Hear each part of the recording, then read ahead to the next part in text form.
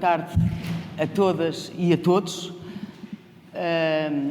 Estamos aqui para ouvir de novo o professor Hans Rosling responder a algumas questões que tenham para colocar.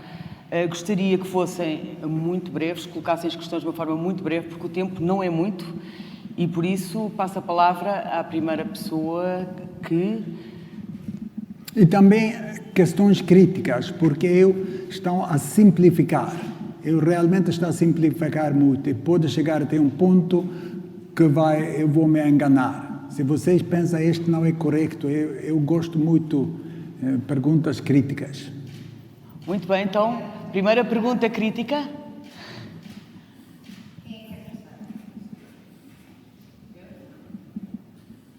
Olá, boa tarde. O senhor é conhecido por criticar muitas vezes os média. Tem que falar mais alto. O senhor é conhecido por criticar muitas vezes os média por não passarem a informação de forma correta, às vezes. De que modo é que o senhor acha, ou de que forma é que nós, os órgãos de comunicação social, os mídia, temos de fazer diferente? Eu nunca disse que a média não está correta. Eu não estou a criticar tanto a média. Eu disse, eu não tenho esperança da média para formar uma visão do mundo. Não é crítica. Eu não penso, a média faz muitas coisas. Pode novidades muito correto, acontecimentos complexos muito corretos, controla os dados e sentidos, não é? Há experiências das outras pessoas do outro lado do mundo muito bom, mas a visão global não comunica. Especialmente as mudanças grandes que são lentamente, este não comunica. Nunca esteve no headline. Os números das crianças no mundo acabou de aumentar. Os números das crianças no mundo agora está estável. Ninguém disse isso. E ninguém vai dizer. E quando eu disse isto ao média, eles querem discutir comigo a crítica, eles não comunicam o conteúdo, o que eu disse. Com a exceção do último mês de uma média. The Economist. E eu não gosto disto, eu não gosto de admitir, de dizer que a Inglaterra ainda está na frente, não é? Mas The Economist contactou-me e disse, como é este que o número das crianças não aumenta? Eu tenho agora 3 semanas para escrever um artigo em Economist. Eu vou viajar para a Etiópia para investigar como é que a Addis Abeba tem menos bebês nascidos por mulheres do que Londres. Mas a maioria do mídia não faz isto. Eles querem debater comigo. Se eu sou crítico, não sou crítico, não tenho esperança de si. Neste área. Não estou a criticar o que vocês fazem. Só estou a observar o que vocês não fazem. Então eu tenho que fazer. Muito obrigada. Uma pergunta? Boa tarde. Na sua apresentação falou muito de Portugal. Na sua apresentação falou de Portugal. Como é que acha que a ciência e a tecnologia podem ajudar Portugal a sair desta crise financeira e, consequentemente, garantir um futuro melhor? Muito difícil de dizer e eu não sei. Eu sei suficiente para saber que eu não sei. Como é que faz um país de conseguir avançar num aspecto e não outro? É complexo. É complexo. Naturalmente, é preciso pessoas muito capazes de ficar num ambiente que é favorável para fazer isto, que existe o capital, as ideias que podem implementar. E Portugal é um pequeno país como o nosso. E são umas coisas que funcionam, outras não funcionam. Nós somos muito bons de fazer computer games de guerra. E nós não tínhamos guerra durante os últimos 200 anos. Sempre porque todos esses jogos violentos são feitos em Estocolmo, não é? Onde não havia violência durante os últimos 200 anos. E por isso, alguém diz, talvez é aqueles que têm um pai, um relativo que esteve na guerra, não querem fazer este como jogos, mas para suecos não é realidade. E difícil de ser. E depois temos tradições acadêmicas que nós temos são bastante importantes, são muito antigas, não? Então são uma transmissão de geração para outra geração. E o que o Portugal pode fazer com a força do Portugal, eu não sei, mas deve ter muitas oportunidades, não? Tem um sítio geográfico que não é óptimo, porque não é mar, não é como a Holanda, que tem muitos contactos assim. É um pouco mais caro para o entrepreneur de ir aqui para outros sítios. E tem uma língua que mas fala-se bem inglês aqui, vocês têm Brasil, tem África agora. Talvez é que todas as coisas não estão aqui no mesmo tempo. Né? O capital, não sei, mas é uma surpresa, porque que o alemão consegue o seu desenvolvimento econômico que é muito diferente da Inglaterra. O alemão ainda produzem produtos, coisas, né, de qualidade alta que eles vendem, mas a Inglaterra não fazem produtos, tem instituições fortes, tem negócios e dinheiro. É difícil ver.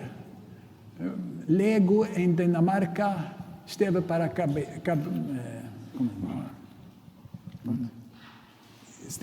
cair. Depois, com a nova ideia de ter Lego junto com os filmes e junto com os jogos, é assim. E os meus netos agora, a lista que eles querem para o aniversário é Lego, Lego, Lego, Lego. Este foi um sucesso. Como Nokia na Finlândia, eu estou a falar sobre países pequenos. Nokia era um sucesso, era uma grande parte da economia da Finlândia e caiu completamente, porque continuava a fazer a coisa. Mas como Ericsson decidia, não, nós não vamos fazer o celular, nós vamos fazer o sistema básico do celular. E Ericsson está muito grande sucesso agora e Nokia é quase desaparecido. Então, são decisões estratégicas. E o outro, Rovin, a companhia que teve 42 projetos dos jogos, do software. Um era Angry Birds. Foi um sucesso completo. Eu falei com o CEO do Rovin, ele disse, nós não tínhamos nenhuma capacidade de dizer quais desses 42 projetos que ia ter sucesso. É difícil ver. Eu não sou especialista de dizer muito bem, mas... o parte econômico, mas sobre a demografia. E não sou. Muito obrigada.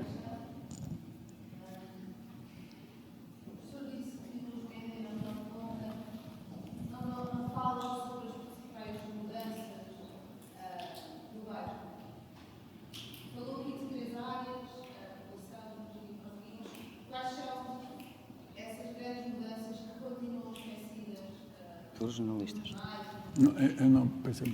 Quais são as grandes mudanças que estão a ser esquecidas pelos jornalistas, dado que falou delas e focou essencialmente a população para em energia e economia? Há outras grandes mudanças que era importante falar sobre elas? Existem? É que nós temos um mundo com um contínuo de Congo aí e Japão aí. E temos países em todos os lados. Os países são muito sucesso ao nível humano e não econômico, como Portugal. A população e a capacidade da população é mais alta do que a economia. Em Noruega é o outro, porque tem plata, do óleo. Eles têm muito mais dinheiro do que eles têm capaz. Eles têm a mesma capacidade como a Suécia, mas é muito mais rico. E de compreender estas mudanças e que eles vão continuar. Isso está surpreendido que os bancos grandes, as instituições financeiras e as empresas grandes do mundo, eles querem essa apresentação de este ensino, porque eles não percebem. E o que o CEO das empresas dizem é que o pessoal senior staff, que eu tenho, eles ainda têm um conceito incorreto. Eles pensam que eles são melhor porque são europeus. Nós temos agora mais capacidade humana na Ásia e na África, do que nós percebemos. E muitas empresas pagam mais para o chefe da economia da Ásia do que para o chefe global da companhia.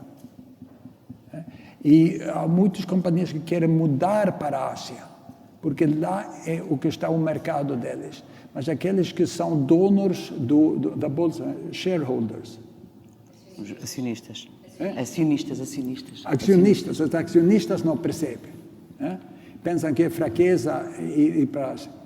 Esta é a grande diferença. Como é que vamos explicar isto? Então você vê o resultado aqui. Eu perguntei quantas são as crianças vacinadas do sarampo. E quase nenhum sabia que é a maioria. Como é que vocês pensam que é o mundo aqui? Porque vocês não têm... Como posso dizer? Nós não podemos aprender todos os factos. Nós podemos dar este detalhe. Mas nós precisamos uma ideia básica do mundo. Que quando alguém pergunta quantas são as crianças que têm a vacinação do sarampo, penso que é umas 75%. Penso que é assim. Mas sempre como pessoas pensam que é metade, ou menos da metade. Este é 30 anos atrás. Significa order of magnitude. Como se diz? Order of magnitude.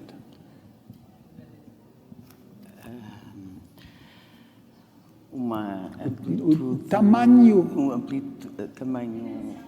Uma dimensão, uma escala. A dimensão da escala. Existem pessoas ampla. em pobre terríveis, que não têm vacinações, que não têm a menina na escola, que não têm eletricidade na casa, mas essas são 2 de 10 pessoas. E depois são 2 que têm todas as coisas, mas a maioria do mundo aqui no meio, eles têm uma lâmpada, eles têm as crianças na escola, eles estão vacinados, têm uma vida como durante o século passado em Portugal, o melhor. Não há nenhum país do mundo que tenha uma saúde tão terrível como Portugal teve em 1920. E às vezes esquecemos disso. Sim, é isso que eles não existem. Eles não são os detalhes, é a visão mundial que eles não têm. Não sei se vocês em português utilizam a palavra Western World. Sim, mundo ocidental, sim. O que significa? Inclui a Sérvia, a Polônia, Ucrânia, Rússia. Rússia é Western World, Dostoiévski, Tchaikovsky. Onde acaba? É um centro cultural de ciência da Europa, é São Petersburgo. É muito... nós não temos aquela ideia básica como é o mundo. E também não temos a ideia como é que vai ser o mundo. Eu utilizo isto. Que muito poucas pessoas da Europa têm a visão que todas as famílias do mundo vão ter máquina de lavar.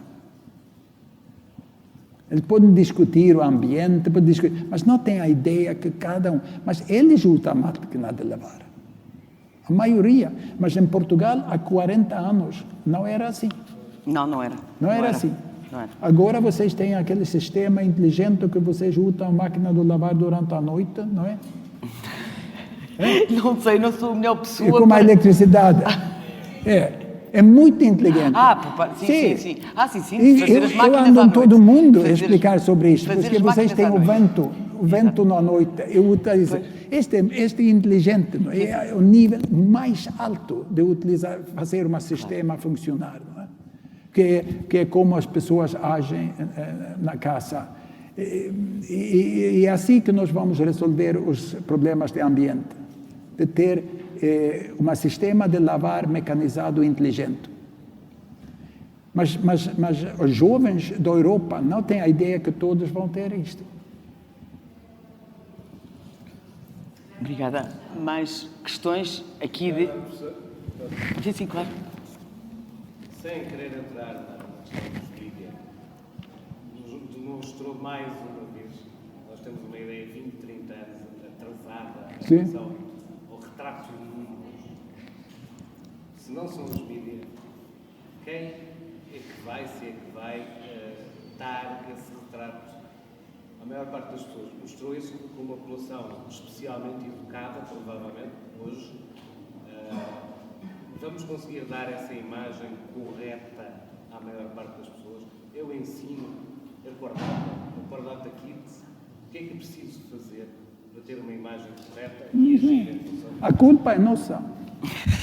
A culpa é nossa. Porque se nós podemos criar uma visão mais ou menos correta da população, então a sua tarefa fica mais fácil. O resultado do trabalho bom do média seria melhor. Mas agora é muito difícil explicar um artigo sobre a Índia, um artigo sobre o Brasil, não é? Porque há ideias preconcebidas. Eu penso que tem que entrar na formação da escola, na educação, e tem que passar o teste. E nós temos uma outra ideia com o nosso projeto Factfulness. Primeiro tivemos a ideia que chamaram o projeto Ignorance Project. Mas, em vez de ter o aspecto negativo, esta é uma ideia positiva. Nós não queremos ser mindfulness, nós queremos factfulness. É um conceito de viver. Eu quero saber como as coisas são, mais ou menos corretos. E se eu sei como o meu país é, o meu distrito, o meu mundo é, então eu não vou ser chocado. Eu sei mais ou menos. Eu sei que o muçulmano pode pôr o preservativo. Não é breaking news. Eu sei que há 1,8 meninos por mulher em Irã. A gente não sabe isto. Então eles têm que saber, têm que passar uma prova, e se não passa a prova, não vai ter o exame.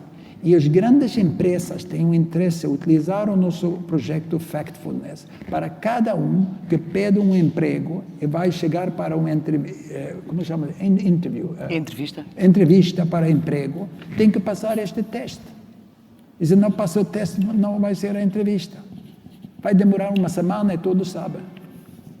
Temos que forçar, é como a carta de condução. Não podemos ter discussões e debates sobre como se conduzir. Tem que saber. Depois disto, nossas tarefas são modestas. Mas em são comparação com a média. Nossas tarefas são modestas. É criar um base para aquelas reportagens, aquelas informações que vocês têm, aqueles debates críticos. Mas agora é muito difícil. Vocês não podem ter um debate sobre se o apoio para países em desenvolvimento funciona ou não, quando eles não sabem que o sarampo, a vacinação do sarampo funciona. E por isso nós temos o nosso foco, como vocês, porque nós somos sobrinhos, encontramos dentro de uns anos. O nosso foco é mais e mais para a escola. E o nosso também, então, para empresas. Muito bem. Ficamos a conhecer o novo projeto. Uma questão? Diga. O senhor diz sempre que faz falta uma visão global dos factos. E acredita que essa visão global mudaria uma quantidade de decisões. Dizia há pouco que as decisões mais importantes do mundo são tomadas no quarto. Sim. Portanto, os jovens decidem Sim. filhos ou não. Mas como é que nós usamos essa informação global fora do quarto, essa visão global da informação, para tomar outras decisões? Porque eu presumo que a necessidade de uma informação global sobre o mundo, seja para os governos, seja para as empresas, seja no limite para os mídias que as passam cá para fora. Seja, qual seria a grande diferença, quais seriam as grandes alterações que se veriam no mundo se essa visão global fosse possível?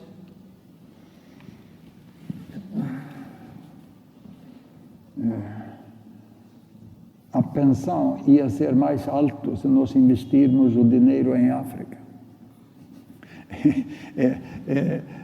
Há mais oportunidades do mundo do que percebemos. Né? E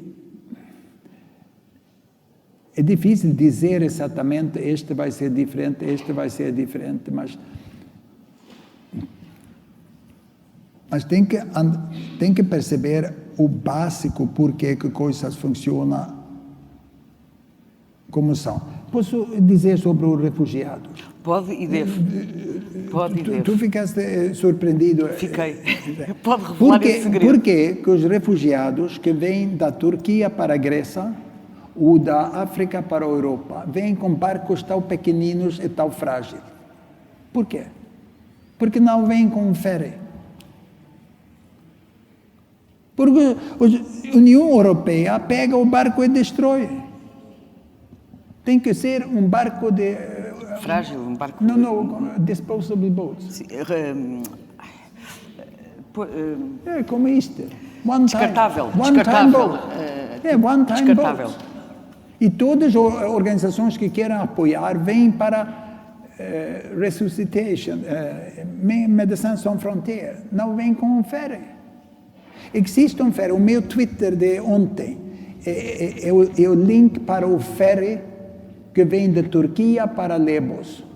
Cada dia, 20 €. Pode comprar o bilhete na internet e não precisa perder nenhuma criança. Mas pessoas que não têm visto para a Europa não podem entrar no ferry. Por quê?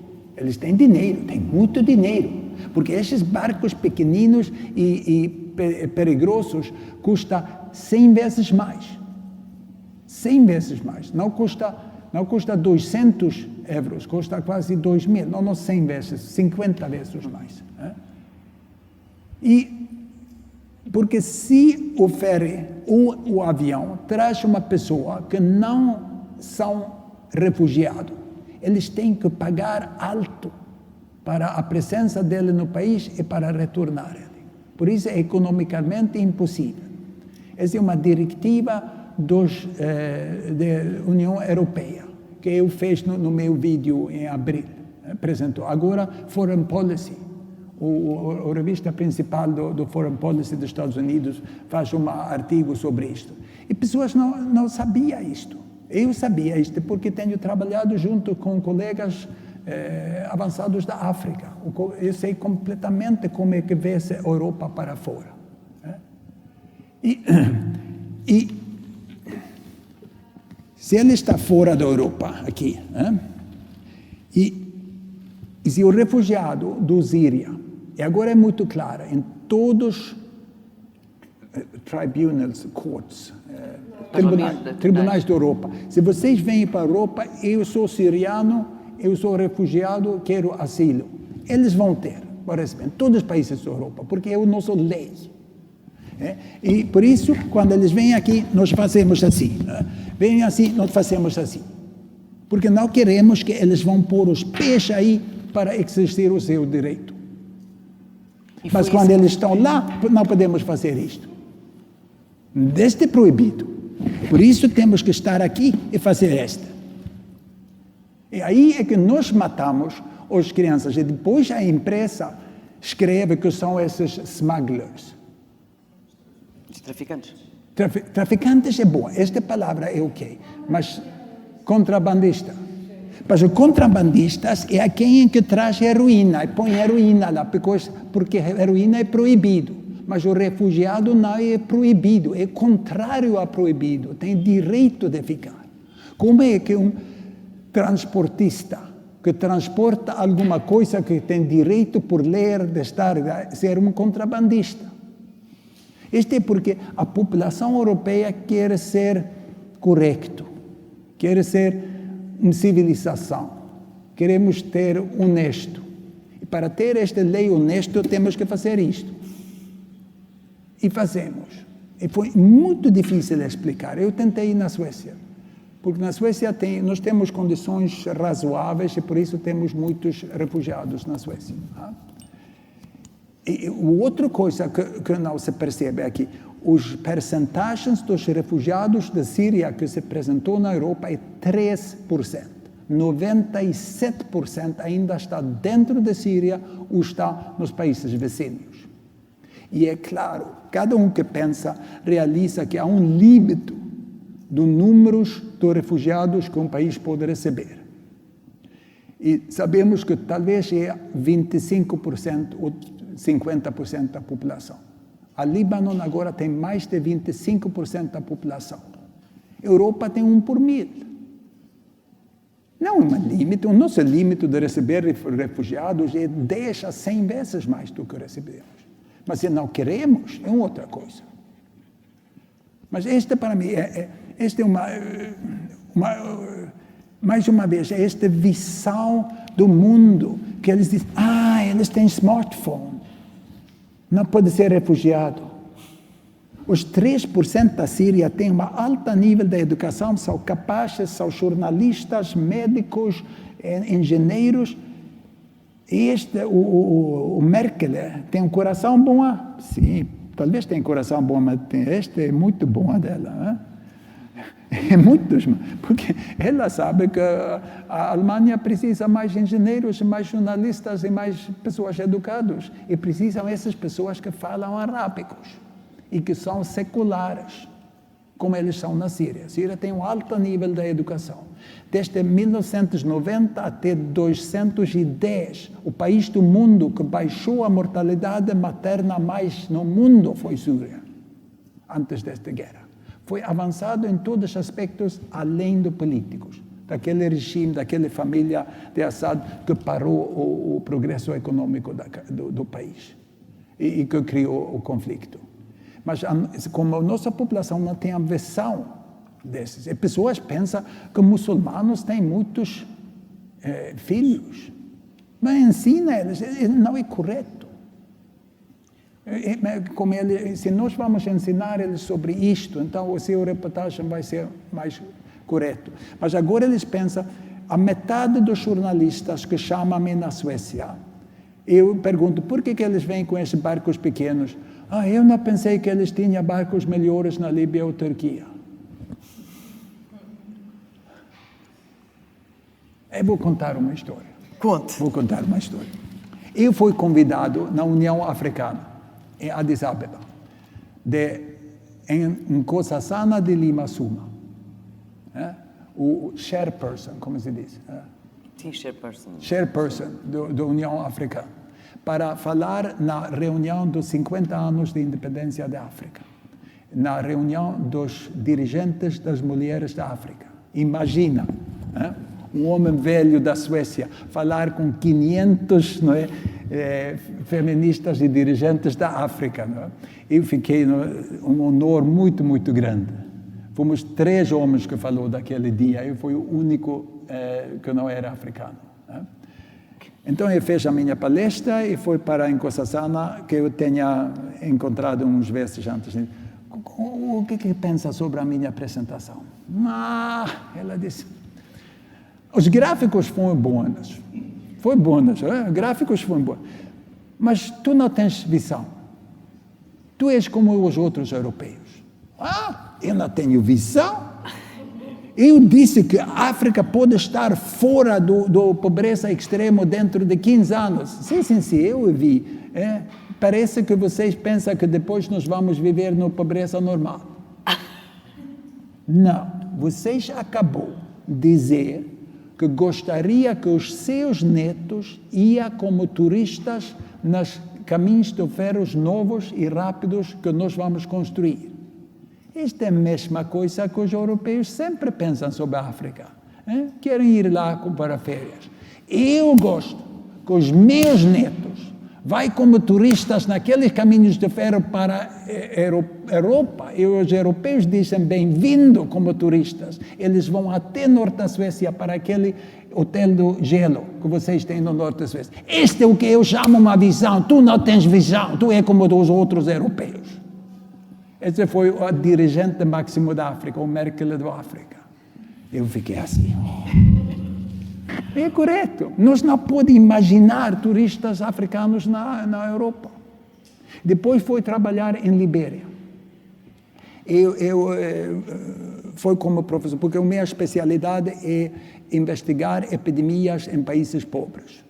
Então, durante a Ebola, do 15 de outubro até 15 de janeiro, eu trabalhei em Libéria, no Ministério da Saúde, junto com a colega lá, com os dados. E ele disse-me que tinha teenagers, Sim, jovens. Jovens. Sim. A filho e a filha, eles tinham reservado dinheiro porque queriam uma vez ir como turistas na Europa, para mostrar aos seus filhos a Europa.